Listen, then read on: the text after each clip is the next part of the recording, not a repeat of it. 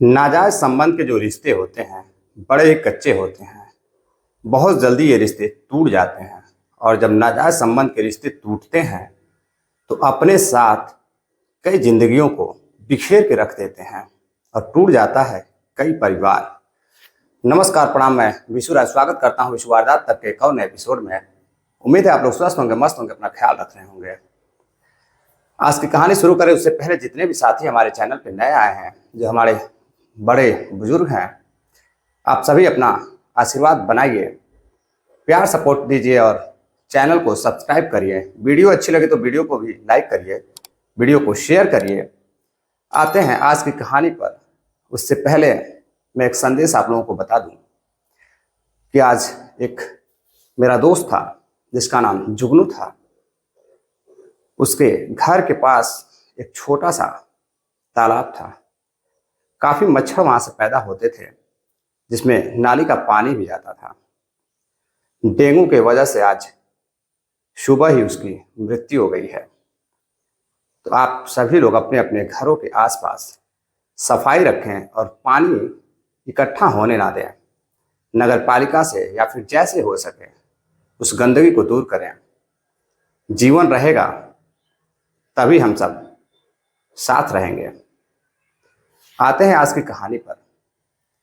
आज की कहानी बिहार के पटना की है।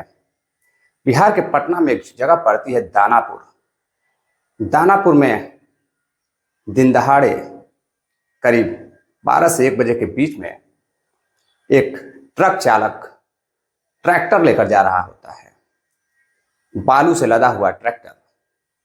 तभी कुछ लोग सुनसान जगह पर उसकी गोली मारकर हत्या कर देते हैं और वहां से फरार हो जाते हैं।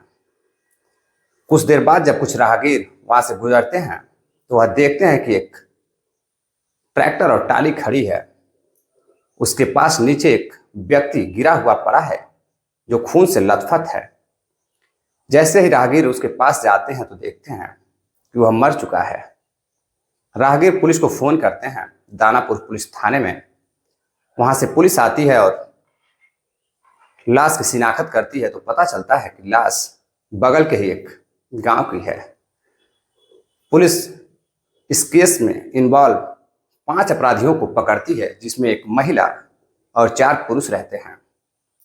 दरअसल इस कहानी के पीछे का जो रहस्य है, आते हैं उस पर। एक महिला जिसका नाम निशु रहता है। निशु एक दिन हॉस्पिटल जाती है। हॉस्पिटल में अपने इलाज के लिए जाती है तो वहां एक महिला बैठी रहती है जिसका नाम रानी रहता है।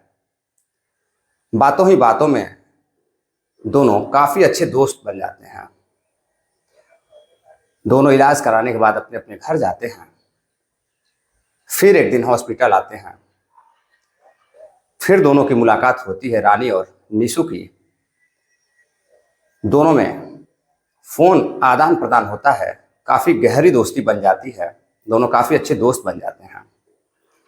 अब जो रानी रहती है वह हमेशा निशु के घर आने जाने लगती है।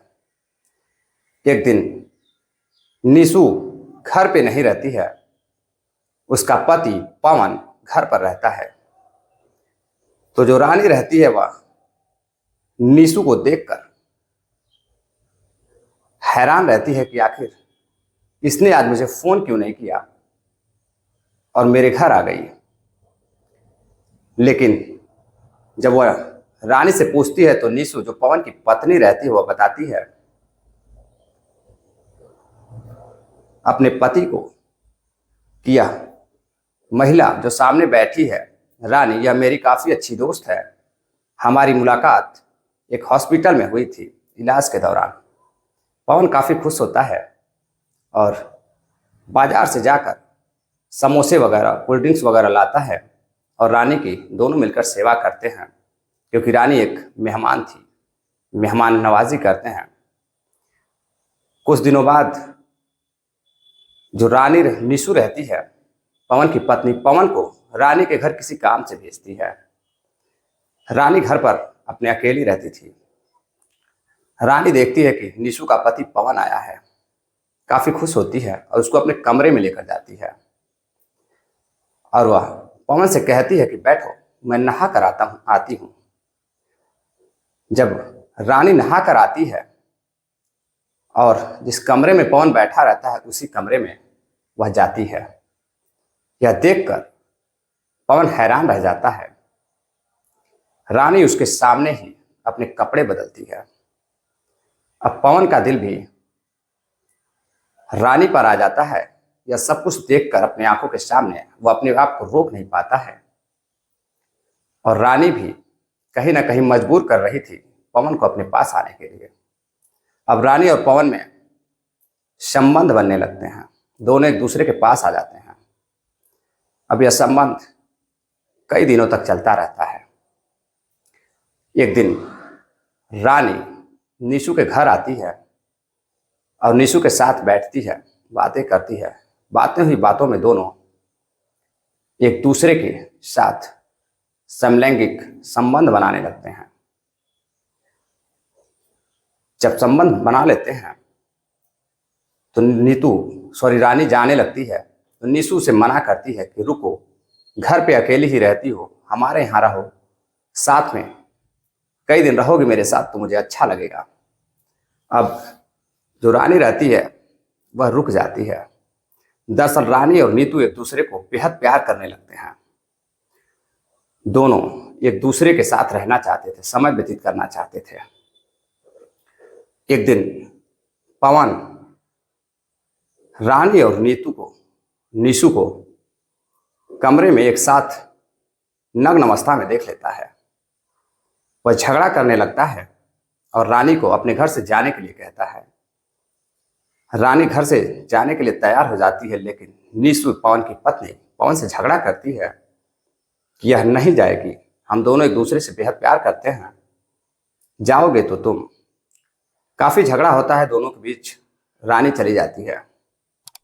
फिर एक दिन पवन रानी के घर पहुंचता है और रानी को अपनी पत्नी से संबंध बनाने के लिए मना करता है और खुद संबंध बनाता है।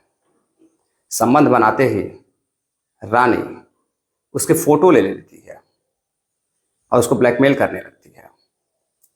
अब रानी उस फोटोज का फायदा उठाकर कि मैं तुम्हारे पत्नी को या वीडियोस फोटोज में दिखा दूंगी, वरना हम दोनों को एक साथ रहने दो।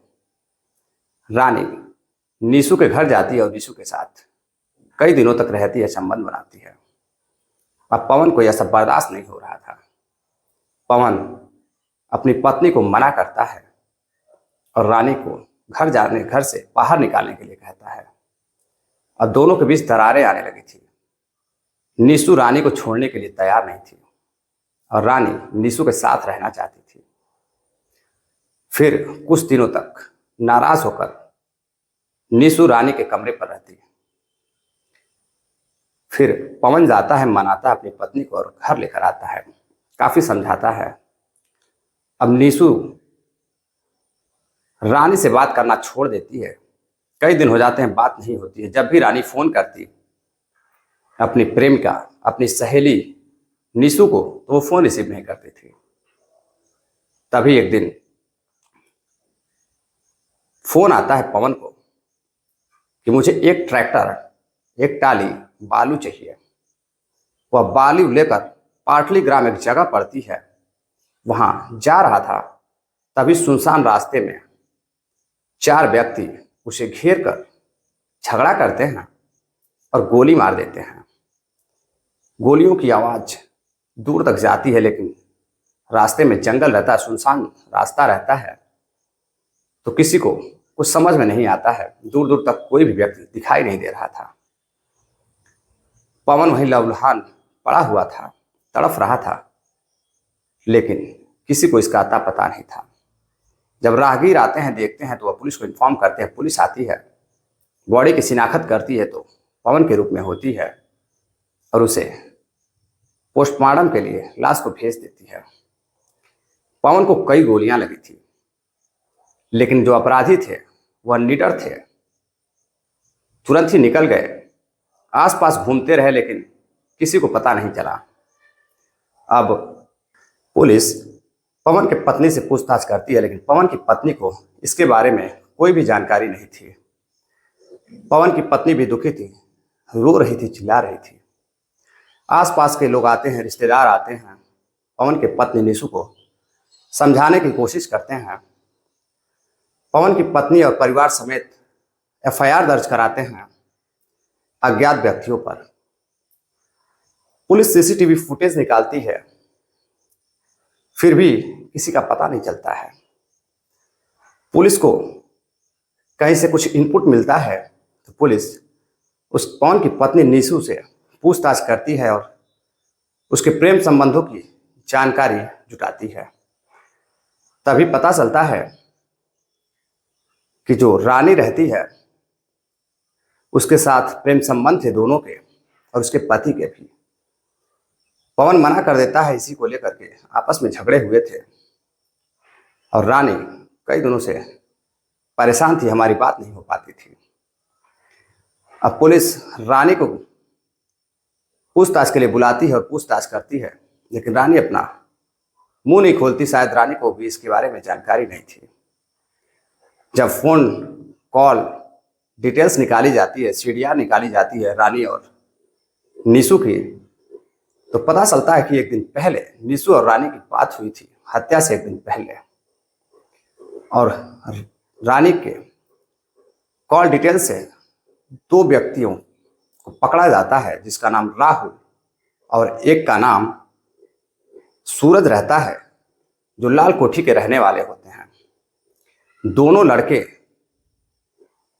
जो रानी रहती है उसके बहन के लड़के रहते हैं, यानी कि जो रानी रहती है वो दोनों लड़कों की मौसी रहती है।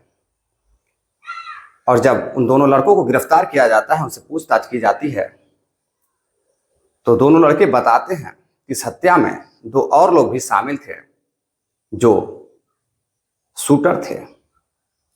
अब पुलिस उनको गिरफ्तार करती है, सारा मामला खुल जाता है। पुलिस सभी की गिरफ्तारी करने के बाद जब रानी से पूछताछ करती है, सख्ती से पेश आती है, तो रानी बताती है कि मेरी निशु से काफी अच्छी दोस्ती थी, मोहब्बत में करती थी, हम दोनों एक दूसरे के बिना रह नहीं पाते थे और इसका पति पवन हमारे प्रेम के बीच में आ रहा था, बाधा बन रहा था। इसलिए मैंने 1 लाख रुपए में शूटरों को पवन की हत्या के लिए बुक किया, जिसमें से 14,000 रुपए नगद मैंने दिया और इस हत्या में मेरी बहन के दोनों लड़के सूरज और राहुल ने साथ दिया, जो लाल कोठी के रहने वाले हैं। पुलिस और सभी लोग इस कहानी को, घटना को सुनकर हैरान थे कि एक पत्नी और एक उसकी सहेली, कहीं ना कहीं पत्नी को शक था, पत्नी भी चाहती थी उसके साथ रहना, लेकिन खुले तौर पर पत्नी का कहीं भी कोई सबूत नहीं मिलता है कि उसने रानी का साथ दिया था। शायद इस घटना से वह अनजान थी, लेकिन पुलिस चारों आरोपियों को और रानी को गिरफ्तार कर 302 और भी कई धाराओं में जेल भेज देती है। दरअसल इस घटनाक्रम को सुनाने का तात्पर्य आपको परेशान करना नहीं है, जागरूक करना है, सतर्क करना है। चलते चलते कुछ साथियों ने कमेंट किया है, जिनका कमेंट पढ़कर मुझे काफी अच्छा लगता है। जब आप लोग कमेंट करते हैं, कुछ सुझाव देते हैं, तो मैं उस सुझाव को अमल करता हूं और बेहतर से बेहतर वीडियो लेकर आपके सामने आता हूं, कुछ अच्छा करने की, नया करने की कोशिश करता हूं। मनोज प्रभाकर जी हैं, काफ़ी अच्छा सुझाव देते हैं, मेरी कमियों के बारे में, मेरी अच्छाइयों के बारे में, मेरी कहानियों के बारे में हमेशा कमेंट करते हैं। मनोज जी, आपका कमेंट पढ़कर मुझे काफ़ी अच्छा लगता है। सोहन लाल सेठिया हैं, ये बीवर राजस्थान से आते हैं, यह भी काफ़ी अच्छा कमेंट लगता है इनका पढ़कर, काफ़ी अच्छे अच्छे कमेंट करते हैं मेरी कमियों को लेकर, मेरी अच्छाइयों को लेकर। सोहन जी, आपका भी कमेंट पढ़कर मुझे काफ़ी अच्छा लगता है। सौरभ राय है, इनका जन्मदिन है आज। सौरभ जी, आपको जन्मदिन की बहुत बहुत बधाई एवं शुभकामनाएं। राकेश बंसल जी हैं, राजस्थान से ही आते हैं, यह भी काफ़ी अच्छी सलाह देते हैं। सुमित जी हैं, सतीश मदेसिया हैं, मऊ यूपी के रहने वाले, काफ़ी अच्छा कमेंट करते हैं। आप सभी का कमेंट पढ़कर मुझे काफ़ी खुशी होती है, अच्छा लगता है। अब मैं अपनी वीडियो में कुछ आप लोगों के कमेंट की बदौलत बेहतर करने की कोशिश करता हूं। जितने भी साथी चैनल पे नए हैं, फिर एक बार उनसे गुजारिश है, अपील है कि आप लोग चैनल को सब्सक्राइब करें, सपोर्ट करें, प्यार दें, आशीर्वाद दें। मिलते हैं एक और नई कहानी के साथ, तब तक के लिए जय हिंद, नमस्कार।